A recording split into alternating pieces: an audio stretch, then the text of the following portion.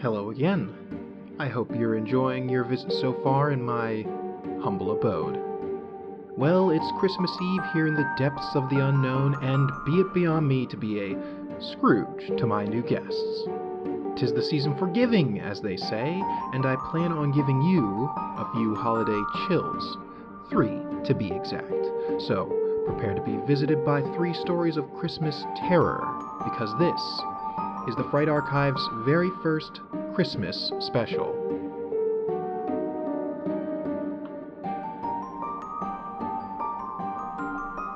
On Black Friday, the lights go up. It's every bit a tradition as eggnog and fruitcake.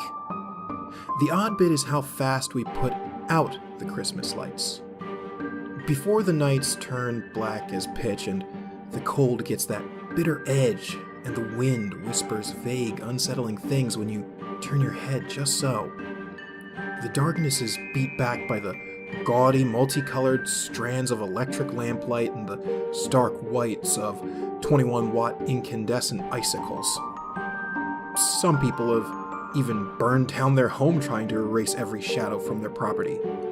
Still, for the entire month of December, the whole nation keeps its lights on. Have you ever wondered why?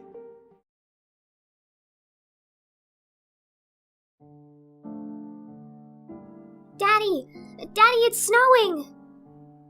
Robert Thorne groggily opened his eyes and mumbled, "What is it, sweetie?" His daughter Susie was standing by his bed. She loudly and excitedly exclaimed, It's snowing outside! Robert groaned. "It's July, honey. It can't..." That was as far as he got because Susie was so excited that she was about to vibrate into another dimension, trying to contain her anxiousness. She had never seen real snow before. She ran off, proclaiming, I'm going to build a snowman! Robert looked over at his tired wife and decided to see what the commotion outside was about. Robert Thorne threw on a robe and proceeded outside. Much to his astonishment, it did appear to be snowing. White flakes fell in mass from the sky and had already begun to layer the ground. Susie ran around the yard, twirling and whirling about. She opened her mouth to the heavens to catch a few errant flakes before flopping on her back to make snow angels. He opened the door and was shocked at how warm it was outside. A part of him had actually forgotten that it was July and they were in Escondido, California. The temperature hadn't dropped below 60 degrees all week, and it was absurd to think that it was winter. He was about to call Susie inside when she spotted more kids and was off like a flash to play with them. There wasn't any way to stop her short of yelling, and Robert wasn't worried. They were in a safe neighborhood, in a safe town, and he knew the kids she was going to play with. He knew that he had to let his daughter have some room to spread her wings. He could use this time to figure out what was going on. He looked at the neighboring houses and found that all their lights were off. This wasn't odd. It was, after all, 5:30 in the morning. He took one last look at the sky that was dumping white flakes all over the neighborhood. He went back inside and flipped on the television. He flipped to the local news channel. There had been breaking news. Robert began to fix himself some coffee while listening to the news. He never finished preparing the coffee. The news report featured a stuffy-looking man from NASA. He was at some sort of news conference and he was urging everyone to be calm. He talked about how NASA hadn't had any communications from a ship reported to have been sent off decades ago. They had performed an override on the controls and began recalling the ship years ago. Robert Thorne mused that they had probably only wanted the billions of dollars worth of equipment back. It was the next words that made the father drop the coffee mug on the ground, shattering it to pieces. The NASA expert urged the press that the debris was not dangerous.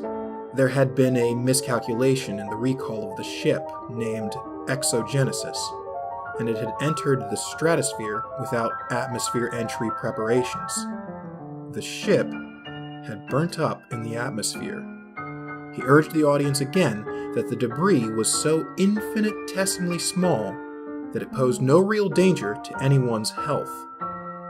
Robert's mind flashed to an image of his daughter, Susie, catching snowflakes with her tongue while laughing all the while. He didn't even hear the part where the press asked the NASA official if there were any crew on the ship. Outside, ashes rained from the sky and continued to blanket the small town of Escondido and its neighboring cities.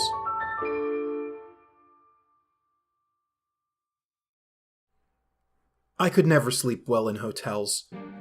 I guess that's somewhat of an understatement. I could never sleep well in general, but hotels were the worst. Just the thought that the previous occupant of this bed is a complete stranger was repulsive in my mind, but that's beside the point. What I'm getting at is how this lack of sleep in hotels changed my life. Christmas. We were spending Christmas in a hotel and not with family. Great.